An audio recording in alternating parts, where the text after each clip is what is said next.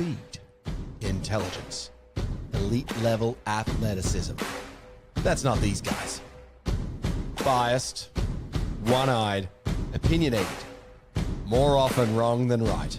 They make up for their complete lack of talent with pure dribble, gibberish, and enthusiasm. This is the ET Stand Podcast. The Sharks begin their 6-week road trip with a heartbreaking loss down in Canberra. Welcome to the ET Stand, the Sharks fans podcast, where we let our talking do the football. We're in all the usual places: YouTube, Spotify, Facebook, Instagram, Apple Podcasts, and wherever else you guys want us to be. If we aren't there, let us know and we'll try and get there. While listening, don't forget to like and subscribe. It helps with everything we do. We've got a Discord channel where fans can chat 24/7 Sharks and any other malarkey you feel you need to. The link will be in the chat and we'll pop one in the description below. Joining me tonight are Lats and CK. No one took either of you up on the singing your songs via Super Chats over the last couple of episodes, so I'm not even going to offer it up this time. Not in the mood. I don't think it's the kind of day we want to see it. But boy, oh boy. CK, your brief feelings on that one? Where do I start? You know, this is a game I want to win every single time. Playing Ricky, I've seen this movie before in the last 60 seconds. It's just ridiculous. I can't even describe it. Yeah. It was literally a 95-meter try. We got stuck on the 2 or 3 meters out from their try line, and they went the whole length of the field. Ridiculous. Yeah, it certainly was. Lats, your man had a good game, Hiroti. Mate, very impressed with what I saw from Hiroti tonight, mate.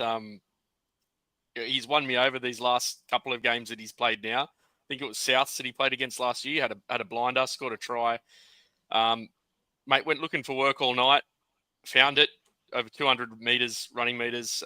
Couldn't fault the guy, mate. He was awesome in defence. And on that left edge, it was pretty much our go-to side all night, which is with new combinations is strange, but it worked for a while. Mm-hmm. Yep.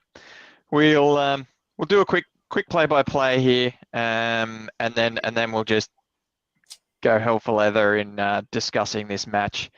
Look, in the 5th minute, the Raiders making good ground, earn 6 again. They continue to march up the middle before Nicholson running hard against the grain. Wrong foot's Kafusi, who slips off, along with Brayley and McInnes, who are left clutching at air, and he crawls over the line to score between the posts. This was almost a sign of things to come. It was a bit slow, and we didn't seem to have the energy or intensity we were hoping to see off the back of last week's game.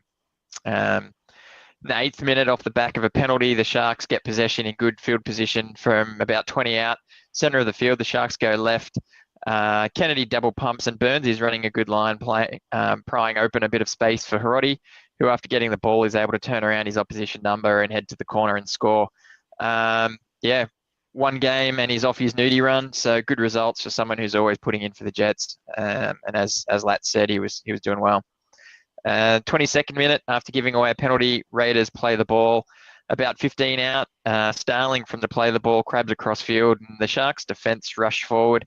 He puts a grubber through behind the line with Hudson Young on the chase, able to collect it and score. There was no Sharks player within cooey of this ball. I was trying to watch where Kennedy was there. I don't think he was... Look, he wasn't in a great spot there, but I don't think he was really to blame here. It was just we were all sorts in this scenario. Then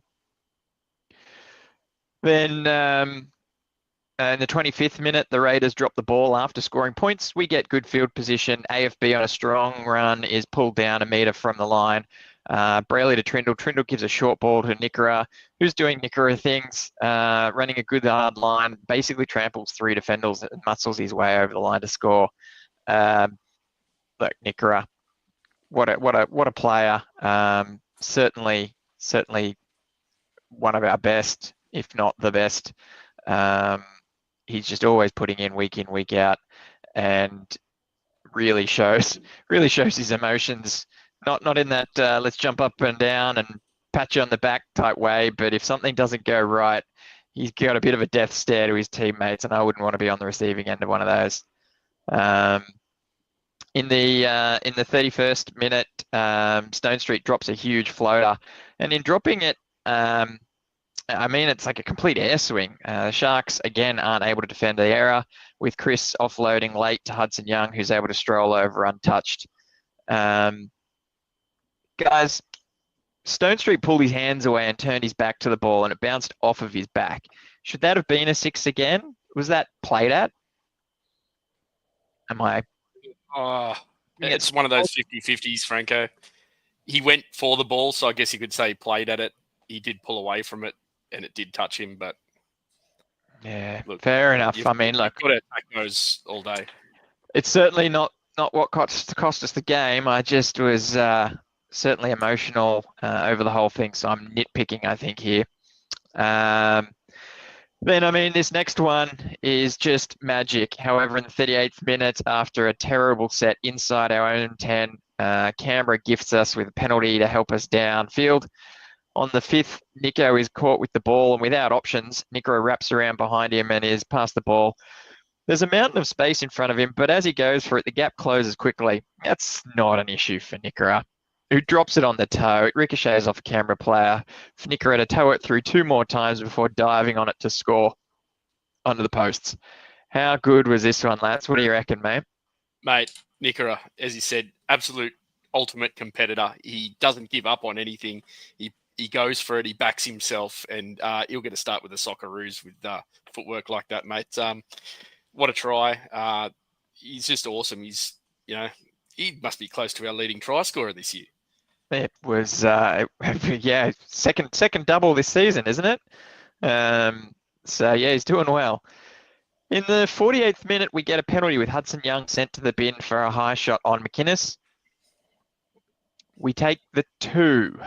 More on this a bit later. 2 minutes to go. Well,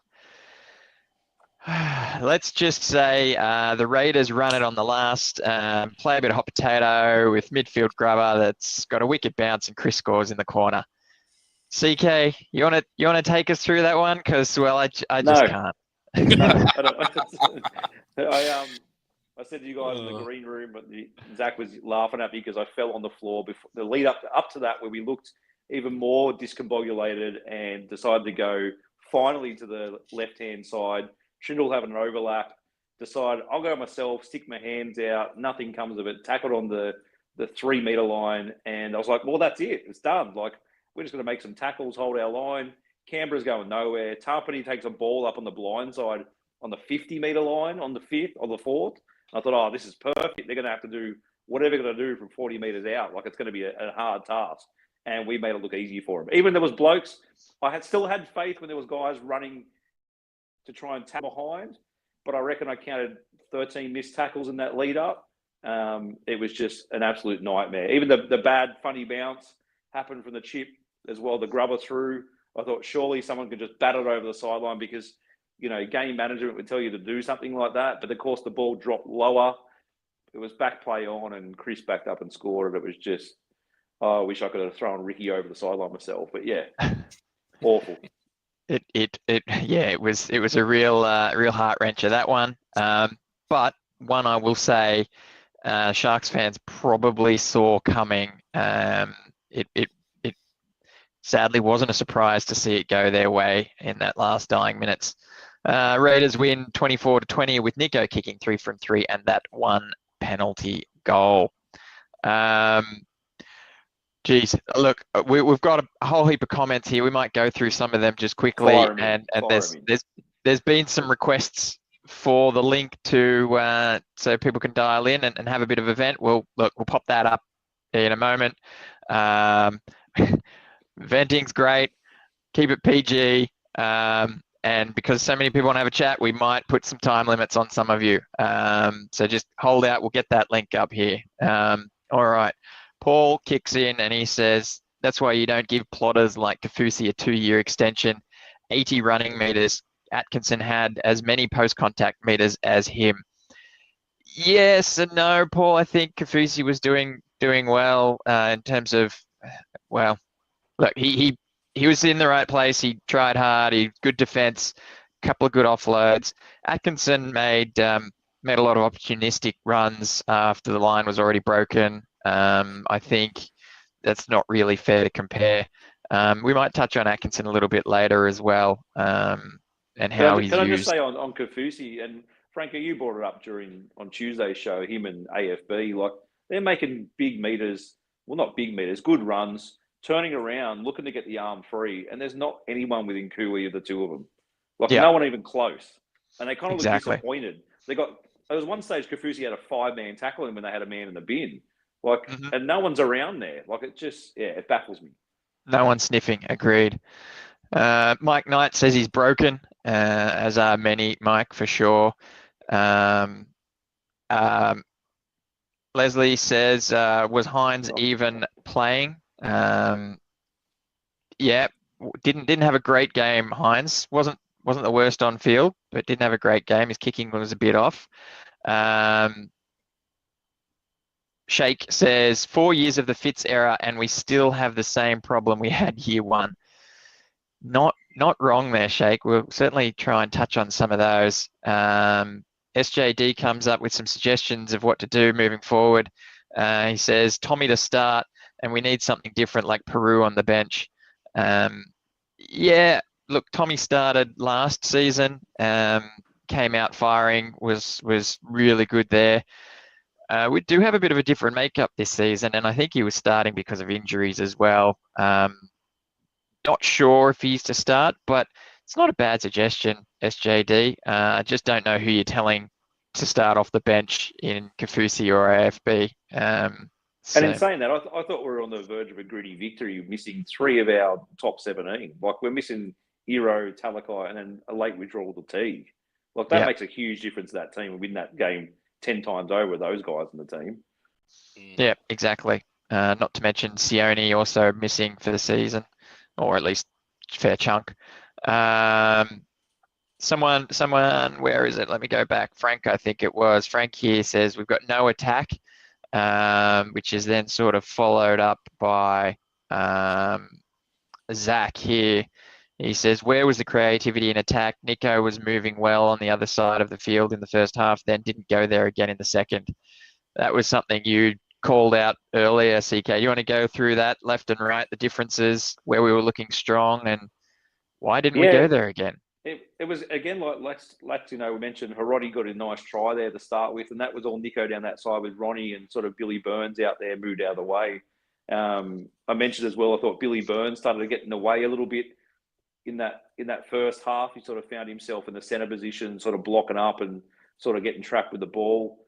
Nico, when, even Nikora's try just before the half, Nico went to the right-hand side and sort of got a bit lost and thought, what am I doing here? And a couple of times that happened to him as well. Ronnie just didn't see the ball out that side. It was bizarre. Like that's normally our red-hot attack. Like that's where we normally go to. I know we just mentioned Hero's out and Hiroti was there, but Hiroti's probably one of the best out of tonight's game, was having a whale of a game. And it's, he's no stranger to our attack system. There's no reason why you couldn't find him and go that way. But it was, there was no sort of bombs to Ronnie's corner or attacking that left side at all. It was bizarre. And I thought that's where we exposed the Raiders. I thought we did a really poor job again with a man down in the sin bin. We had the overlap on the right all the time. And just, a Nikora forward pass, a Ramming getting stuck with the ball when he could have inside the trindle or just out the Stone Street just to have a crack at it and see what happens, what comes of it. It was just, again, it was kind of like reminiscence of last week. Again, we're just going through the middle and hoping something's going to work. It was pretty frustrating. Yeah, very, very flat-footed too, I thought we were. Sort of there was no one running onto the ball. It was really odd and sort of disjointed. And at times, I'd say there were some people sort of not really sure where they were supposed to be or what their assignments were. So, yeah, I agree. Our attack's looking a bit off at the moment. Could be because of troops down and bit of change in the man outside you. But ultimately, we should be preparing for that sort of stuff. And we knew Iro was out 5 days ago, so plenty of time to get some practice in. So let's go. Look, let's talk about. There's a few more comments. We'll come back to them. Let's talk about taking the 2 with a man in the bin. So we get Hudson Young a high tackle on on McInnes. Thanks to the crackdown, he is sent. Probably last week would not have been sent. And you know what? If that was on a Sharks player, I'd probably be a little bit filthy if we lost a player due to that one. Didn't think it was overly forceful, but contact to the head, that's the rules. Okay, in the bin. We're about 25 out, center of the field, and we point to the posts and take the 2. With a minute and a half to go, 2 points in front, the narrative is we won by 2, it was the right choice. I probably wouldn't have been happy with it had that happened, to be honest, just because I would have liked to have seen us do better than scrape home with a 2-point win. That said, a win is a win. The right choice was made. We won by 2. That's not what happened. We lost. We went down, try in the last minute. Should we have taken the 2? For the record, we, in the next 10 minutes with a man down against 12 men, we didn't get back into their red zone again. So for the next 10 minutes, we were coming out of our own line. We were defending. We didn't get another chance in the red zone to try and challenge the scorers. Do we try and apply a bit of pressure? We go for see what we do. If we maybe try and get a couple of repeat sets, grubbers into the in goal, tire out the 12 guys because they've got to defend a bit harder. Maybe that means we get a bit more opportunity in the back end, not just in that 10. There's a lot of options here and a lot of things to consider about playing against 12 men. What's your thoughts, Lats? Yeah, mate, I think we made the wrong choice. I know it was early. Look, we were in good position to take a kick, but we're also in very good position to attack. Not once, I don't think, in that whole 10 minutes did we swing the ball left to right, trying to catch any overlap we could. We were just playing one-out footy and defending. We seemed to, from that point, switch off in attack altogether. And we just looked clunky. We looked unorganised. And, yeah, it's pretty disappointing, mate. Pretty disappointing. But I would have liked to have seen them try to just put the foot on the throat a little more and go for a try. CK? No, I think it was the right decision. I'm going against all of you guys because we just spoke about how bad our attack was. I think the McInnes penalty was actually back on the 40-metre line. They knocked it on. They tried to challenge it. The penalty was back on the 40, and then Tarpanay actually had a high shot after that. So it was the second one in the row. I think the way our attack was going all night and the way the Raiders were defending was a real arm wrestle match. They didn't have much possession in our red zone either.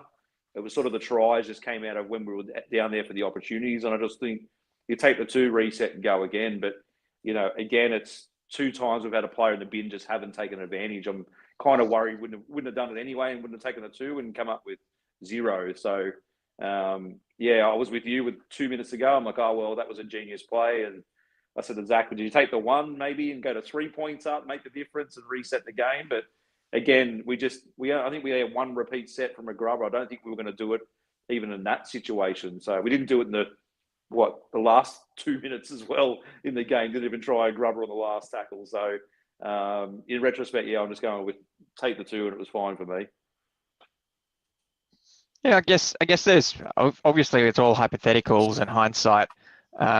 Yeah, we could have dropped the ball very next tackle and come up with nothing. But in that same vein, we're not 2 points ahead and maybe we don't play safe in those last 5 minutes. We try to do something to score. We play a little bit differently. You know, instead of trying to maybe protect that lead, that slender lead. The 1 point's not a bad option, right? I understand that 3 points doesn't win you the game in this scenario, except getting that field goal, assuming you make it, don't give away a 7 tackle set. You're wasting time. Got to get back and set up for the kick. Get possession back. So the field goal is not the worst idea. But yeah, it's an interesting one. They actually looked set for it, and they all of a sudden they just went, "Oh no, Nico's going to go to the right," and he sort of got caught with the ball, and then he tried again with an AFB play, and then they were back towards the middle, and then Trindle was there and sort of thought about it, hesitated, just went, "Oh, I'm going to run." And I was like, "What? I don't even understand the play." It was just Yeah, there was a very like he probably could have grabbed it from where he was and put it sideways towards the in goal, but it's that fear of giving away a 7-tackle set, isn't it? With 2 minutes to go, you don't really want to make those mistakes. But yeah, I don't know. Yeah. Just bizarre. We looked just clunky the whole night. It was weird. Gigaplex says here going for the 2 points when Hudson was sent was huge beta behaviour.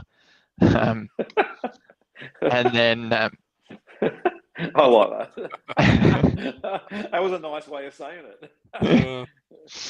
And then Kevin says all we had to do was defend our lead. 2 points, 1 point, it doesn't matter. We win that if we make the tackle. And he's not wrong. Exactly right. We've just got to man up.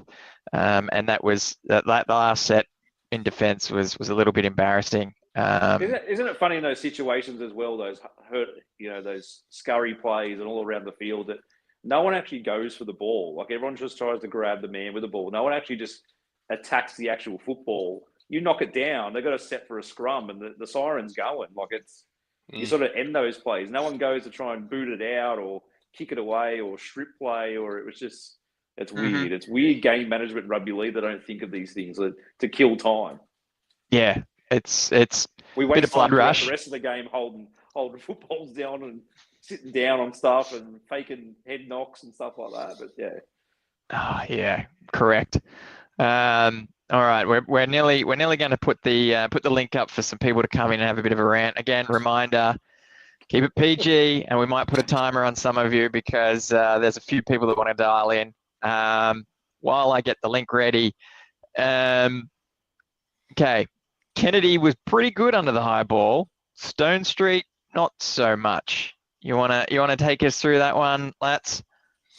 Mate, look, I don't want to offend Williams 2.0 too much, but come on, he looked a bit out of place there, Stone Street. I'm glad he's not filling in for us at fullback anytime soon. Fingers crossed. Yeah, he just didn't attack the ball. He went to and then sort of hesitated, got a bit of cold feet right at the end and had a couple of bumbles. But there was also a very good one. Was it off the dropout? Did he attack the ball, the short dropout?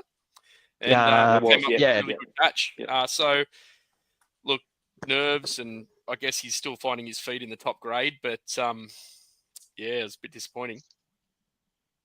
He also, I think with 5 minutes ago, he took a nice one as well and sort of give us momentum to get out of there and get up to the other end. So, yeah, it was rocks and diamonds from poor Stoney. Yeah, there was a almost as if he got the yips there at one stage, and it took that short dropout, Lads, to get his confidence back and start attacking the ball again. I think, and here we see sort of Kevin raising an interesting point. Stone Street is a good player, but he'd rather have Hiroti on his wing, though. What do you think of that one, CK? Oh, I should be throwing this one to Lats as his favourite player, but he is now. Yeah, look, it's hard to say because KO Weeks had a shocker as well. And we talked about it. They know it's hard down there in Canberra in a cold. I don't know how cold it was. It might have looked a bit fresh, but there was some nice as the game went on. Yeah, and there was some nice torpedoes coming from Jamal Fogarty as well, and they looked really difficult. Kennedy made him look harder than they had to be, but was just so safe under it. So they decided to go Stone Street and see if they could mix it up. They never went to Ronnie, interestingly enough. But I probably would have gone the other way because you saw what Ronnie did last week against the Dogs. He had about 3 knock-ons in a row. So, it's Stone. We'll go Stone Diamond now, I think. We'll go with him. Yeah. It's hard to say because we're short on troops. It's Eero's normally there backing up for the first run off that set, and our back three are coming out of there. But yeah, it's hard to say. No Talakai leg power. It's not time to start making drastic changes, but yeah, they're coming.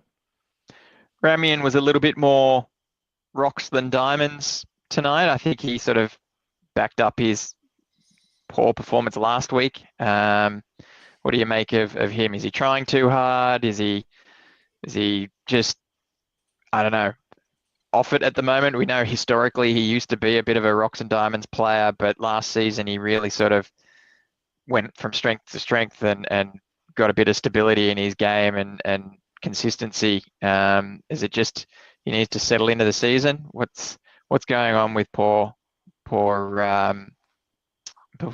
fella? Are we Need to rev him up? What's going on here, lads? Mate, look, he was very consistent last year, and to be honest, he had a good couple of games earlier in the season this year.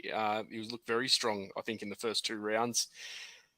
These last couple of weeks have worried me a bit, and I knew from the get-go when he dropped that ball off that first attacking opportunity down that right edge that he was off, and he just didn't seem to pick it up at all night. He was running backwards a lot.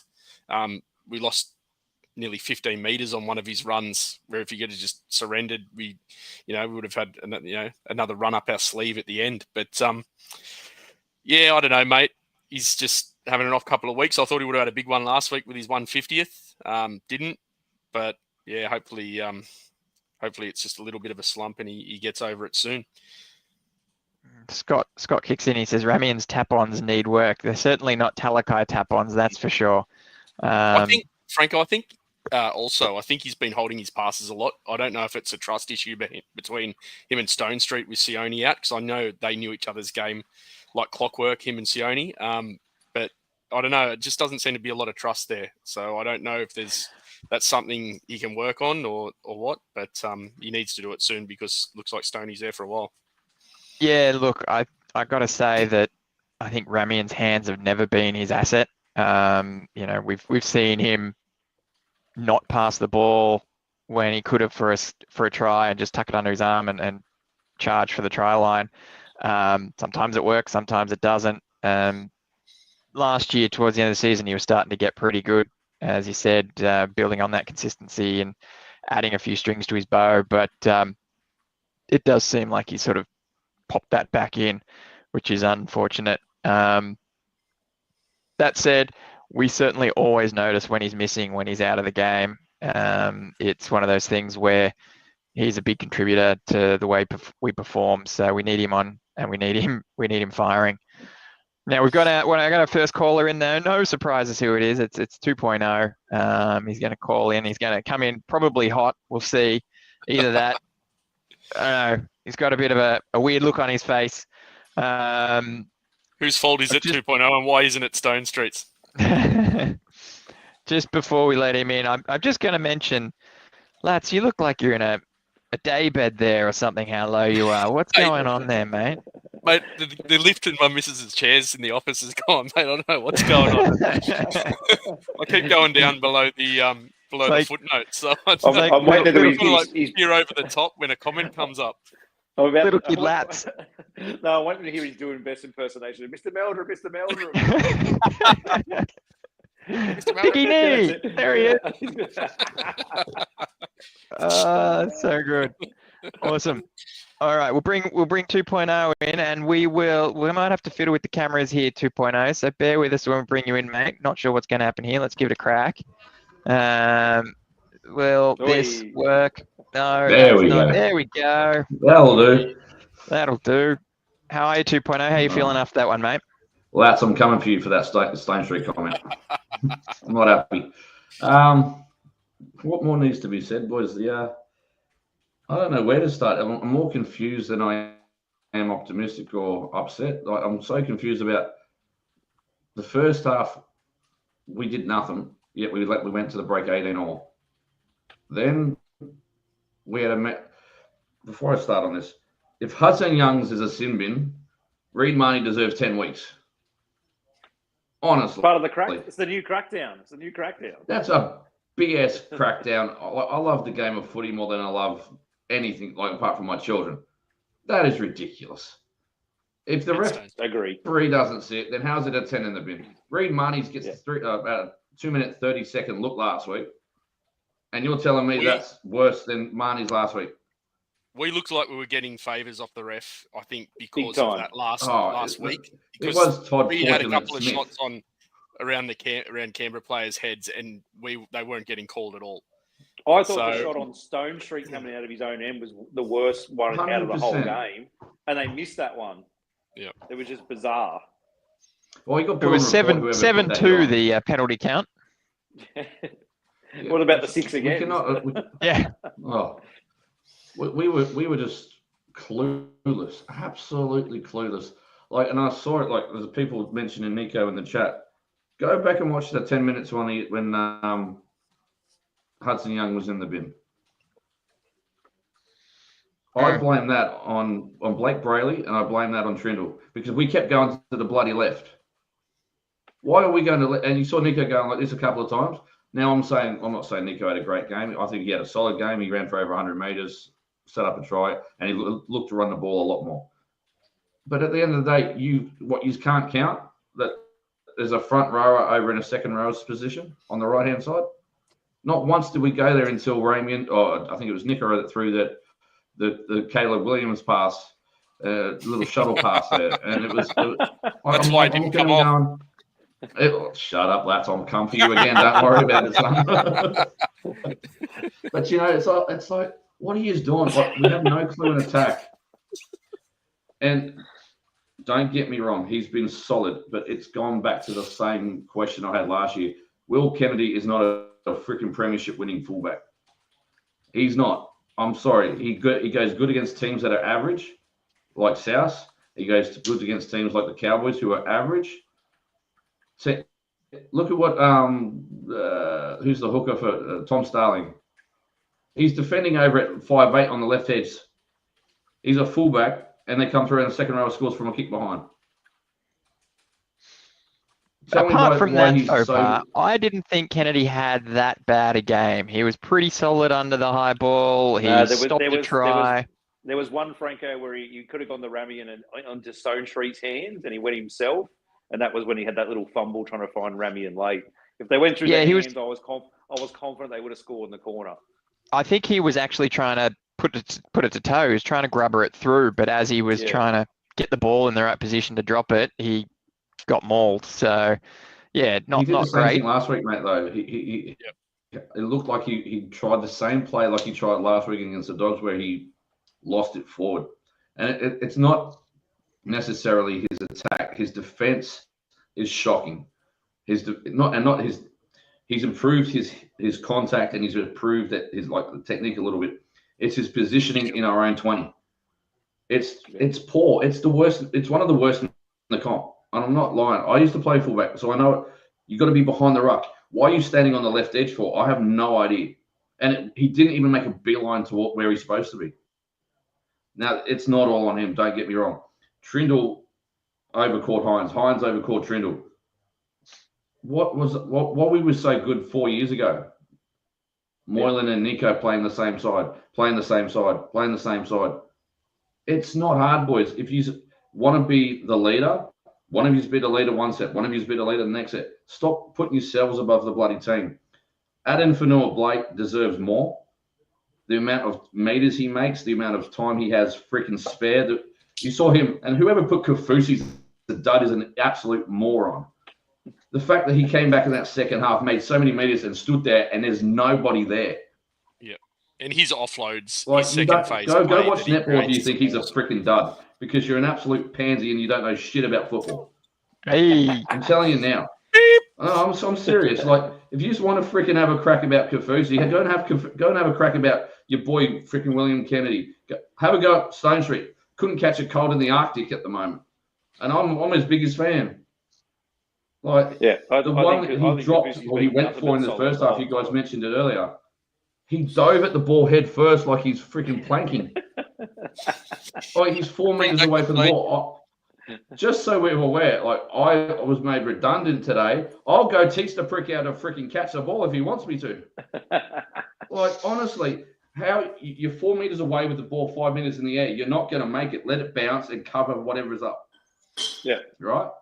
I love Stone Street. We all know this, but I'm not gonna sit here and not criticize them when they don't deserve to be when they deserve to be criticized. Ronnie, I thought, was outstanding tonight. I thought he had a crack and he ran strong the whole time. Sometimes taking 2 to 3 runs in a set. AFB, magnificent. I've had a few beers. Billy Burns, fantastic tonight, I thought. Hiroti, fantastic tonight. So why are we giving passes to people that don't deserve passes? We see what Kennedy can do against against average teams. We see what Hines can do against average teams. We see Trindle average teams. I think I was even having a joke with my mate who's got Trindle and Hines in a Supercoach draft team. Stone Street dropped the ball 31 times tonight almost, and freaking scored more than Braden Trindle. So what are we doing? Like, there's no direction in attack. The defense in the first half was absolutely shocking. And now I will call out one of my favourites, Blake Brayley, too, because that arms tackle against Nicholson. Bonnie Blake, Nicholson. Can't remember his At name the now. start. Sorry, Nicholson. Yep. Yeah. Oh, give him a cuddle next time. What are you doing? I thought that tackle was really poor, but I also think that he was waiting for 2 or 3 players to come in and help him, but no one did. And he broke away, and I was like, But did you see him after that? Going, yeah, he was kind of like, oh, just where's everyone else? Like it was, yeah. Well, when the only help you've got is Will Kennedy, you're not in much freaking luck, are you? Like, be honest with yourself. But did you see him after that? Like, what I think is about, you make an error, you make up for it. Driving tackles, hitting under the ball, smacking it, picking them up. Yeah, that's why I don't go off for Brayley, because Brayley is very solid in defence and he corrects his own mistakes. Now it's getting to a stage where I'm writing us off for the season already because there's no direction in attack. Yeah, okay, we can say Talakai and all that's missing. So what? You still get your spine, you still get your marquee forward. It's becoming a joke. Certainly some fans going to be asking some questions, I think, after those 2 weeks. Williams, you almost sounded like you were giving us a 3-2-1 there. What's your 3-2-1? One I'm giving to Lass's favourite son. The Ranger ref. The fraudulent Todd Smith. But he was on our side tonight, so he's redeemed himself. Now, one I'll give to Lass's favourite son, not Jaden Daniels. It was Moeen already. I thought he was fantastic, to be honest. He ran strong, defended well. I thought that left edge all defended well, and I'll give a shout out to Nico and Jesse too, because they weren't found out tonight like they were last week. 2, I'm giving to AFB because I just think he's phenomenal. I think he deserves so much better than what we got at the moment, or how we're playing at the moment. And 3, I'm going to give it to who's that guy? It's not Briton Nikora, it's Briton Messi. After his second try on the half-time siren. Something Barcelona will be keeping a keen interest in, I'm sure. It was a great dribble. Other than that, it was great. I also want to the left and the right. Billy Burns, I thought he was very solid tonight. I thought Billy Burns was solid as well. Definitely not our worst. Yep. And the last thing I will say on the matter, boys, surely, and he played all right tonight, but surely Puru's better than Atkinson if you're taking off Cam 10 before halftime and then putting him on 15 in the second. 25 minutes at lock for a half. He doesn't provide as much as a forward. Yeah. In the middle of the field, I get it. Nico's had his injury problems. We don't need him at the moment. I'd rather play with a back rower at 5'8" and let Trindle run it if Nico gets hurt, or vice versa. If Nico runs it, if Trindle gets hurt, then have him on the field for 20 minutes where Tapani and Papali'i and Nicholson and Horsburgh are just running at him. He offers nothing. A couple of quick play the balls, but obviously there's something's got to give. He's going to the Dragons next year. Think about someone for next year. Haifa Puru is the perfect option. I'm a bit torn on this one. 2.0. You're right, mate. I certainly was talking about is it the right call to have him on the bench, but to say that he was kind of not as good as a forward is a bit tough. He got some good meters. He made his tackles. He's obviously not as effective playing where they're playing him as he would be if he was in the halves. We saw what he was like in the centers. So, yeah, it's definitely not his best position. But, I mean, he got more minutes than Tapua, more meters, more tackles. It's Puru is not exactly a like for like. Sorry, mate. Puru is more efficient in tackles. Oh, he won't get bullied like Atkinson does. My other point is he also is more of a clone of McGuinness than Atkinson is. If you want a like for like replacement, obviously you got Hal Tapua for one of the front rows. You got Toby for the other one, and then you've got who was the other guy on the bench tonight? I don't remember. Tommy, what a freaking game he had, by the way. I thought he got over the advantage line very well. But you got these 3 big forwards, and you got a half. Okay, so why not have a like for Cam who gets through his tackles and gets over the advantage line consistently? Daniel Atkinson, whilst a quality player, I'm sure, and we saw it last year, benefits from being a half. He's not a lock forward in disguise. He hasn't got the size for it. Puru is fantastic. I've seen him in pretty much every Newtown game, and I saw a few of him last year against Canberra. He is more the McInnes clone. Why would we go backwards when McInnes is off the field rather than stay at that close to that level? Yeah, Puru good call out, and he's going to be there next year. He's going to be there next year, no doubt about it. Unless Fitzgibbon blows it up, because for 4 years we've heard we're building, and we're building into absolute shit. We're losing against Canberra, who is the team that should not 9th or 8th, something like that, and we're supposed to be a top 4 team. Something's got to give. I thought Atkinson's runs were good, but again, I was just left confused, like we've said the last couple of weeks, in regards to it doesn't make a difference because it's not really a role. He's not providing anything extra. He's not Talakai. It's not Talakai. It's not. Not Talakai. So just end the experiment and put someone else there. Agreed. Yeah. All right, 2.0. Thank you very much, buddy. We've got another one waiting in the wings to come on, so appreciate. Take care, buddy. All right, now before we let Jimmy in, Paul has a comment here. He says, he says, you blokes continually bash the young blokes instead of pointing the fingers at the experienced players. Paul, we've got a few more comments to come through. I don't know if you've said it, but I'm more than happy for you to make mention of which experienced players we need to discuss. I think we're sort of going across the board, and we're working our way through the players. But Paul, happy to hear your thoughts on who needs to step up.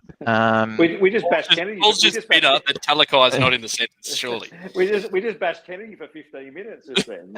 and he did type it up as we were bashing Ramian. So yeah, but that's good, Paul. We're happy to take on that feedback, buddy. All right, Jimmy. PG, mate, let's go. What have you got for us? Oh shoot! I already got my rant off on WhatsApp to Lats already, so I've got all the boys have heard it. Don't you worry. Yeah. You know what? Strangely enough, I think this is not the worst thing in the world, and the reason I say that is because now everyone's gone to dry cleaners and got all the goddamn fluff out of the place, right? You've only got to look at the beginning of last year up until Origin. There's talk of, Hines got selected for Origin, but there's talk about, we're premiership contenders. And then we go and play Penrith and we get belted. And that, for me, that was it. I was like, we're not doing anything. And we made the prelim. Anyone who thought we were going to win that game was having a laugh. We were never going to win that, right? You could just see it. So all the fluff, right? The good thing about the beginning of this season is that instead of us having 6, 7, 8 weeks leading the Origin of fluff, we've got it out of the way, right? And we can come back down to reality. Hines is not getting anywhere near Origin. No one's getting anywhere near Origin. No way. And even the games we won, or we almost beat Penrith, everyone else has beaten Penrith except us. I mean, geez, we played well. Oh, yeah, but everyone else beat them. So shut up, right? Honestly, like it's a joke. Oh, yeah, we played well. I don't care. We didn't, right? We're crap in the second half. At least there won't be this. The Dogs are probably going to go 5 from 0 this week. They'll be talking about genuine premiership contenders. NRL's a bit like the Premier League. You never judge a Premier League until after Christmas. And I reckon Rugby League, we just got to hang in there until after Origin. Win against Manly next week. We're 3 from 6. Yeah. Just hang in there. That's the way I see it. We were crap, but we had loads of players out. Our halves are just all over the place. But what do? You're not going to put Hines to fullback. You're not going to drop him to Newtown. You're not going to put Atkinson in. We've got to stick with them. We've got to back them and hope they pull it together. That's the only way I see it, really. Mate, you're not wrong. A bit different than what I said to Lats on WhatsApp, but I've calmed down a little. A few less 4-lettered words in there. That's for sure. Yeah. Look, I had to brief myself 10 minutes before putting the phone to here because I just didn't want to come on because obviously my phone lights up with other fans of other teams and I'm just like, here we go again. Like I said, I don't know if you heard, Jimmy, I fell to the floor when Trindle ran on the last. Yeah. I was like, I can see this movie unfolding. Just somebody do something and end it because winning by 2, it was 18 all at half time. We thought tries were coming out of left, right and centre and I thought more points going to follow. I knew with Hudson Young coming back with 10 minutes to go, they're probably going to turn it on us and probably score anyway. And we just scored 2 points, and that was it. Like, it was horrendous. But I agree with you. I sort of had that reality check of, we've got Manly next week in Perth, no Turbo. Let's see how we go. But yeah, let's fly under the radar for a while, because it's just, they're 2 games we shouldn't have lost, but we have. Yeah, just get a few wins and just hang in there, and then hope we can turn around. And then the troops come back. Talakai comes back. Ueli hopefully comes back. He was playing well before he got injured. Colquhoun's is coming through. I really rate him. I thought Hazelton looked really good today. Toby, maybe he's probably underdone fitness-wise, but he seems quite strong. And AFB, I mean, my God, that guy. I mean, every time he gets the ball, he runs another post-contact meters, like 10 extra meters. He's unbelievable. So I think we just have to hang in there. AFB, 100 post-contact meters. It's just incredible. Do I throw a little bit of a fly in the ointment here and say, obviously 100 post-contact meters is great, but if it's a scenario where he's taking a slow couple of steps with a couple of players holding him up, letting the defensive line get set, is that what we want, or should he be getting less post-contact meters and diving to the ground for quick play of the ball? It's a little bit of a trick question, because he does seem to get quick play the balls at will as well. So it's just one of those things, like, it looks good on the stat sheet, but is it good for what we want to do in game? I'm not sure. I think it is, Franco. I think we want him to make those small meters post contact, just to pull defenders in, tire out forwards in the middle. He's got 4 or 5 blokes hanging off him, and the more work they do, the tighter they get, and we can run over the top of them at the end of the game. I think what he's doing is good. I'd like to see a bit more of an offload in his game, given he makes all these post-contact meters while he's got all these blokes wrapped up. But he's just immense. He's an absolute beast. And I think without him in our team, I think we're probably 0-5 this year. Big call. We'll get you the AFB t-shirt. I want the Harodi one now. Jimmy, have you got a 3-2-1 for us, mate? Yeah, AFB 3. Probably 2 for Harodi. I thought he's been playing really well in the Jets. I mean, only I saw him on. I can't really ever watch him unless it's on what is it, KO, whatever it is. But he looked really solid, and I thought he was a good replacement for Hero, even though we miss him. And then 1 I'd probably give to Nikora. Although I think every week McInnes is very underrated. He just runs these hard runs that just, for such a little guy, how many times we're like 20, 30 meters out, he just gets the ball and he makes a 10-meter run. I think he's just a workhorse. Very much an effort player, isn't he? Yeah. Yep. Yeah. All right. Very good. Well, thanks, Jimmy, mate. Appreciate you dialing in and appreciate the PG nature of it. Well done. Did my best. Looks like someone with Tourette's that can't get his teeth out. I know he's going to get off and just start screaming. Hey, what out? Awesome, buddy. Speak to you later. All right. Thanks, guys. See you, mate. All right. CK. Couple of quick comments here. We've got SJD saying Trindle will bounce back. Kevin says Nikora man of the match, and that Burns stepped up. And SJD also backs up some of that chat, saying Peru in for Atco is the easiest swap ever. Now, Jimmy was talking about McInnes. Kevin kicks in here and he says, Can McInnes needs to work on his hands? It's an interesting one, because Sharks are a bit fond of a crash tackle play. McInnes seems to get his fair share of them, and I'd say it's almost self-fulfilling, because you do more, there's more opportunities for you to drop the ball, but he seems to maybe not be our best option for a crash tackle play. Why do you think he gets the ball so often? He's always putting himself there. As we said, he's the effort player. He's always turning up. Do we need to sort of wrap some other people on the knuckles and say, get there, get ready for a crash play? Or he just happens to be the next one in the rotation and we notice it more because he unfortunately has dropped the ball a few times in doing so. What do you reckon, CK? I think the main one, the glaring one, was frustrating where we got the 6 again under their posts off the.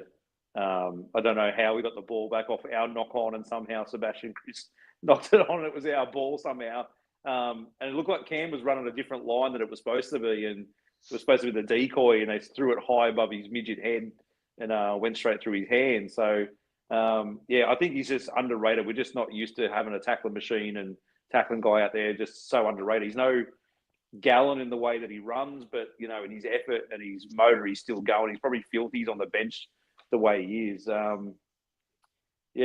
He's not really the one I'm going to rap on the knuckles that badly, because it wasn't a bad game.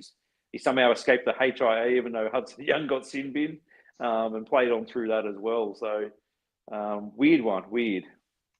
So Sonia says, as a team, they've let each other down. I sincerely hope they think about that and do what's needed to fix it by the next round. Yeah, a bit of a look in the mirror, Sonia.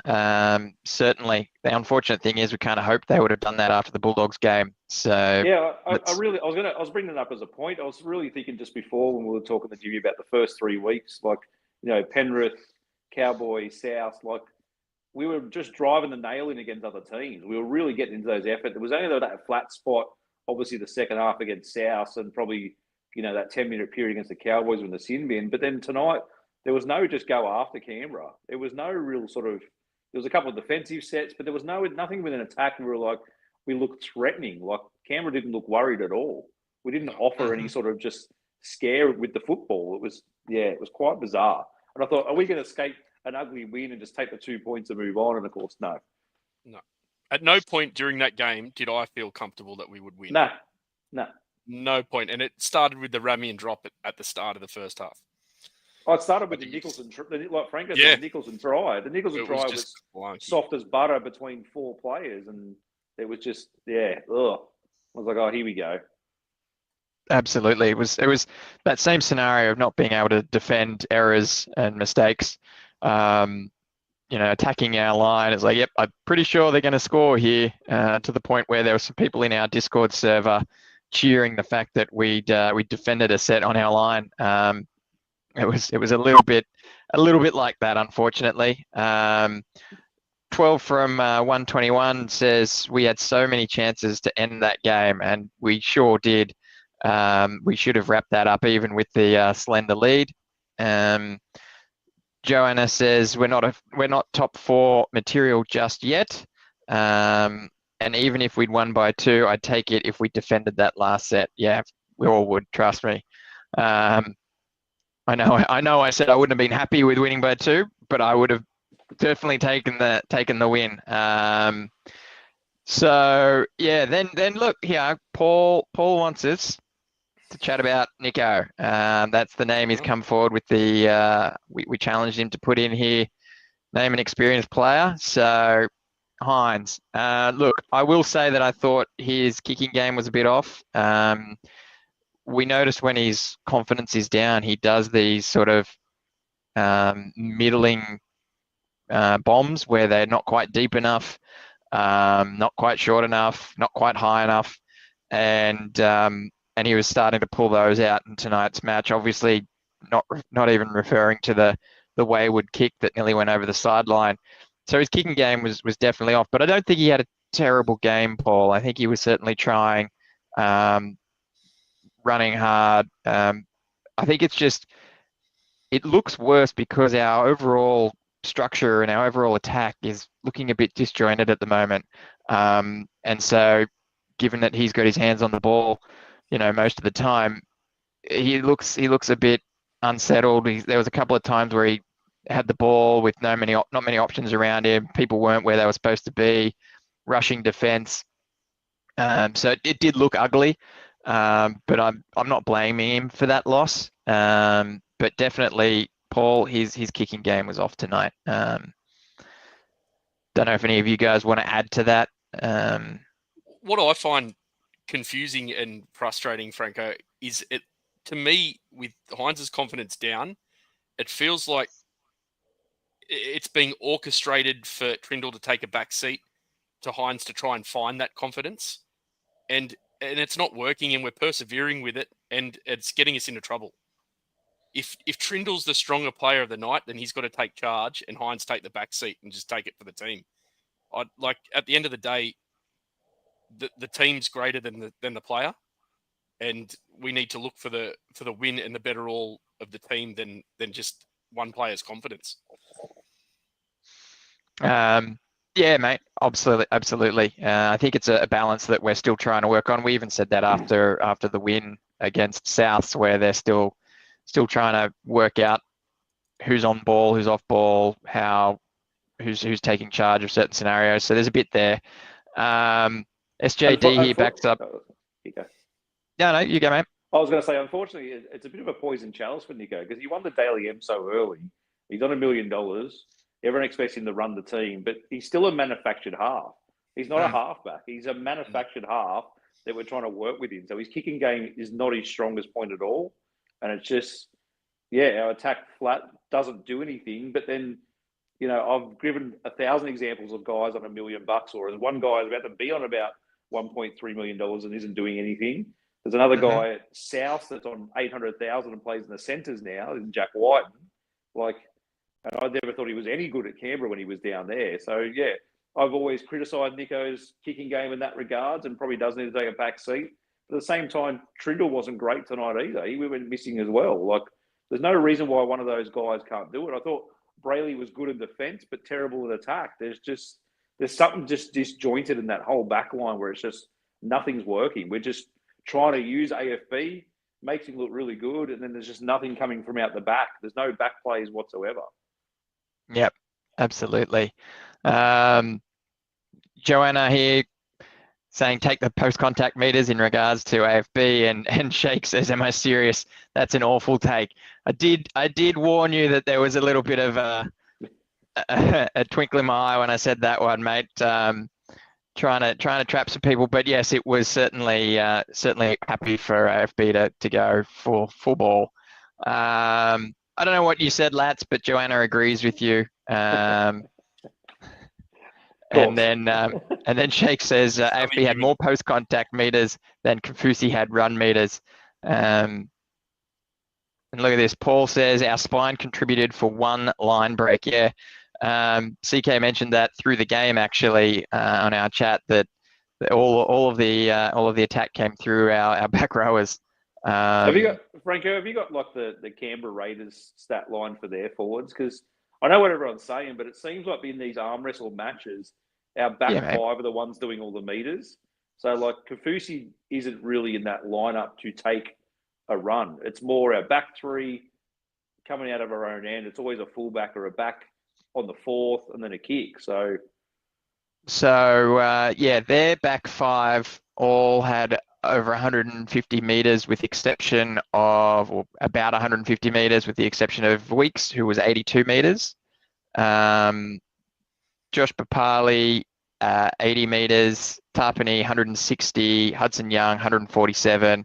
Horsburgh, 153. Josh Papali is an Origin player and plays for Australia and had the exact same meters as Oregon Kafusi. And he came off the bench, but he played the same minutes, Franco? He played, let's see here, he played... Papali had 80 meters and he's a representative player. And you're trying to compare Kafusi doing it. I'm sure Tarpany had more meters just like AFB would have, and that's the way the game's sort of going now. Yeah, so Papali was 34 minutes. And Kafusi was about that from memory. Kafusi is 10 minutes more, 43 minutes. Yeah, so same meters, but one's a rep player on a lot of money and one's an up-and-comer. So, good. Okay, SJD gives us a bit of an update. He says, watch the presser. Fitzy says there's been a lot of disruption at training, e.g. sickness and injury. Yeah, we can't deny that that's the case, SJD. You're right, buddy. We've obviously heard about it, excluding all the travel. Coming back from Vegas, there was the COVID and influenza that went through the team. We've had injuries. So it is maybe a bit flippant of us to say, you've got 5 days to practice something. But ultimately, they've also had a whole off season to practice and get things and right. Teague was also an illness this week as well. It wasn't an injury; it was actually an illness. So Yeah, maybe it's something still hanging around at the moment. yeah, exactly. So I think Jimmy sort of nailed it on the head as well, right? We're still early in the season. I think we're too good a team to expect to stay out of the 8. We might not be the top 4 team we thought we were. Maybe we are. But at this stage, I still think we're a top 8 team. I'd be very surprised if we don't make the top 8. And I think we'll go from strength to strength, especially as players start to come back. Colquhoun getting a chance to run around as well, I think will be a bit of a breath of fresh air.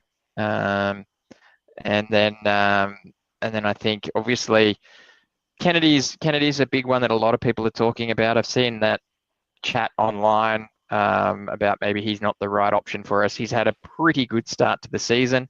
Whether or not that's what you want to see, in terms of style of play, but he's certainly done his best.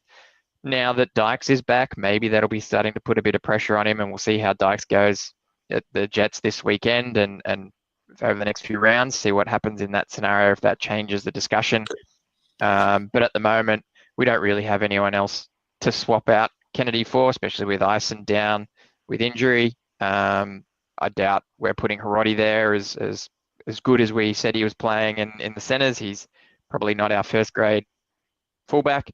So I think we do have to sort of stick with the guys, and just as like you mentioned earlier, CK, we put Teague in there, we put Talakai in there, Iro. It's a different team, and we do start probably winning that game.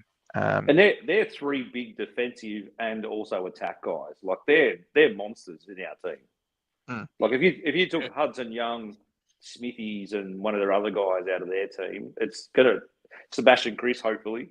It's going to make a massive difference. Like no, but yeah, we won't go into it. Gamble responsibly. If you take Chris, Smithies, and Hudson Young out, that's pretty much what Canberra would have had. Is what happened to us. And I'm not making excuses for it, but they're 3 of our big workhorses. Like Euro's been immense in defence and attack. Again, Teague just goes out there and absolutely belts everyone, and Talakai as a backup off the middle. We've always said it's the cheat code. Like it's things we've gone missing, but yeah, it's hard going. Yeah. So we've then got SJD coming out with a cracker. He says our spine needs some chiropractics after tonight. Yep. And then Joanna says, are we the most mid team since 2016? It's been no real improvement, no real slide. We've been there or thereabouts in a top 4, top 8. We can never really take the next step. It's so frustrating. Yeah, look, it is. We obviously under Morris, I thought we did pretty well with Morris, given the fact that we had the salary cap constraints. We had, a bit of turnover, a whole bunch of young kids coming through. Fitzgibbon then came in and basically top 2 straight away, and then top 4 pretty much every season since then. I think we've 5th 1 year in there. I guess the only thing you can sort of talk to that is it's better to be in the top 4 and have things fall your way to get you that next step, luck through injuries, bounce of the ball, all of that, than, fighting to get into the top 8 or fighting to get into the top 4. I think we're in a good spot. It's just one of those things that obviously everyone wants more, and we want that second premiership. So I get you, I understand you, but I don't think we're mid. If we were mid, you'd probably say we're like, I don't know, maybe the Titans is a very good one. Thank you. So yeah, I'd be happy where we are. Shake's now my mate. He says, thank goodness Franco was a bit worried there. And he's no longer your mate, CK. He says Papali is 50 years old and Kafusi is in his 20s. Stop it. Yeah, but that's my point. Kafusi's still going. He's still learning. He's a very young guy. He's let the big dog in AFB come and eat. He's getting paid the $1 million. I'd let him take all my runs as well. I'm just saying, like, we're comparing 2 number 10s together. That's all I was making the point. But Tarpanay and AFB take a large chunk of a workload for those 2 teams in Canberra and Cronulla, and that's where the difference is now. Is the big boppers don't take massive meters anymore. They just do the tough stuff. It's one of those things like watching NFL. A quarterback goes backwards, he loses meters. You look at Rami and like Lat said, he went back 15 meters. That comes off his run meters as well. So there's a lot of construed things in those stats. Mm-hmm. Yeah, it's not all down on paper, that's for sure. I guess, look, we're going to do our 3-2-1s. You want to go first there, Lats? Yeah, mate. Because then we're going to do something a little bit differently after this. Okay. Ooh. Okay. I'm going to given it was his late. first game of the season, and he has won me over with these last couple of games. My 3 points is going to one Moeen Hiroti. Way! I'm a believer now. Believe. He is sometimes Kale Hero. You might want to tell that backstory, CK. What happened there, mate? Oh, it was Boldo's faux pas when he was interviewing the team and called Moeen Hiroti Kale Hero to his face, and you're the best looking guy on the team. And we all stopped and laughed, and he didn't realise for about 10 seconds till he realised he called Lass's favourite player Kale Hero. So, yeah, it's a bit of a mix-up now, but yeah, I totally agree, Lass. Mate, yeah, so we're going to go three for Hiroti, 2 the big man AFB, and 1 point to Briton Nikora, only because he seems to get high on my points list every week, and I need to keep freshening it up a little bit. Very good. CK? Just in reverse order there. So I'll go Nikora 3, AFB 2, and Hiroti 1. Oh, look, it's the same 3 again, but in a different slot. I'm going AFB 1, Hiroti 2, and Nikora 3. So good work, guys. Yeah. Mr. Dave chimes in here. He says defense was bad and we were too fatigued. Yeah, fatigue is probably an element of bit of travel, bit of sickness. So Canberra looked worse. Canberra looked worse. Yeah. They didn't deserve to win that game. It was definitely a slow game, really. There was definitely a moment of blinking. Oh, geez, we're already at half time. But as far as the intensity, I don't think it was quite there. I'd like someone to come in, and I was thinking that last play of the game, please let me tell if they've practiced that 2016 play where they have the whole team scramble across and drop one player out. I was like, I was going to say that earlier. That. And I'm like, well, no, they definitely have not. Similar feels, only with less on the line. We've still got Steve Price there. Steve Price, the guy that did that with the team in 2016, he's back with us. He should be doing it. I thought we had Barrett in the box. I was going to say to Boldo and Franco the last couple of weeks against South and Cowboys, what's wrong with our attack? And now the questions are asked again. Yep. Yeah, exactly. I certainly questions asked of our attack, I think. All right, here we go. Something a bit different. We'll try and remember to do this for each game moving forward. And it's going to be definitely emotion dependent, I imagine, depending on when you get asked the question, if it's straight after the game or on our live Tuesday match, our live Tuesday episode. Give the game a rating out of 10. Go, lads. Out of 10, 1 being the lowest, 10 being the highest. Give the game a rating out of 10. 2. A 2. All right. We'll write this down. We'll write this down so we can try and compare and work this out. Do something with this at the end of the season. So Lats gives this game a 2. What do you give it, CK? Yeah, as a rugby league aficionado, you know, the last try was pretty spectacular, but I'd have to give it a 4.5 for there was that many silly mistakes and drops, and it was all second rowers scoring lucky tries. So, yeah, I'll give it a 4.5 for a Thursday night special to start the week. A 4.5. There was nothing lucky about Nikora's soccer-like try. It was all skill. All skill. I would have thrown my phone at the TV if AFB didn't crash over Lats. SJD comes in. He says, "Yes, Franco, 1 is a lower number than 10." Correct. But you know what? Some people, Correct, Franco. Yes. Some people have seen the old Fletch and Hindy where they go, "Give us a score out of 10," and they reverse the rankings. So all good. All right. Then I'm going to say, look, I'm not going to give it a dud game. It came down to the wire. I'm disappointed, obviously. but it's not like we got flogged. It's 4.5 isn't bad, CK, So this but is I'm based not. on our performance in the game, not the game overall, Franco. This is based on our performance and how much you enjoyed it or didn't enjoy it. So yeah, did you want to change your? Yeah. Yeah, I want to change it to a 1. No, 2's good. I never thought there'd be 0.5s, but CK's already stuffed up the system, so we'll work something out there. 4. Give me a 4. Give me a 4. I'm going with a 4. Give me a 4. Maybe a 4 for CK, huh? SJD has an enjoyment of minus 1,000. 10,000, Franco. Again, 10,000. Thank you. I can't count. I can't tell you which is higher, 10 or 1. And I can't read a number.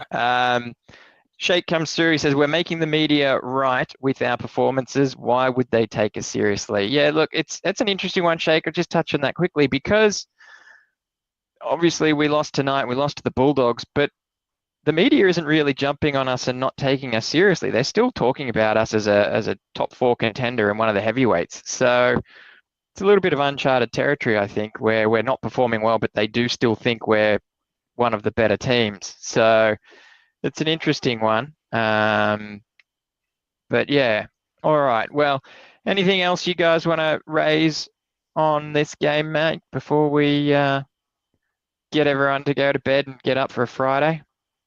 No, mate, I just want to forget about it, to be honest. Yeah. Fair enough. I will allow that one. If you missed us live, comment below, jump on the Discord, pop them in there. If you're on our Discord, don't forget, we do have tips there. I don't know how many of us tip the Sharks, but if you forget to put your tips in, you automatically tip the Sharks. So I think a few of us lost out on this one. Do like and subscribe, please. It does help us. Really appreciate it when you guys do that. Spread the word. Tell your friends if they're Sharkies fans to tune in. Listen to us, like I said, at the top of the call. If you wanted to listen to us on Spotify or Apple Podcasts or here on YouTube, we're available. And other than that, guys, I want to say up Cronulla, but I'm not saying up Cronulla. I'm saying adios. See us on Tuesday night, guys, our live show where we'll preview the next game. Williams has promised that we'll get a Chronicles episode up for the Manly match, so keep an eye out for that one as well. CK? I'd love Williams. You know, Lats had to watch the 99 prelim a couple of times. I'd love Williams to go back through the archives and see how many times we've lost in the last couple of minutes, because I could name a lot, and I'm sure he could name a lot as well. Bit of homework for Williams. That is good homework for someone that's not me. Happy to hear his outcome, but not happy to rewatch any of that stuff. All right, gang. Thank you very much for joining me tonight. Thanks very much to listeners. Have a great one. We will see you soon. For over 50 years, people have come to see the Sharks play. Talent, skill, speed, intelligence, elite-level athleticism. That's not these guys. Biased, one-eyed, opinionated, more often wrong than right. They make up for their complete lack of talent with pure dribble, gibberish, and enthusiasm. This is the ET Stand Podcast.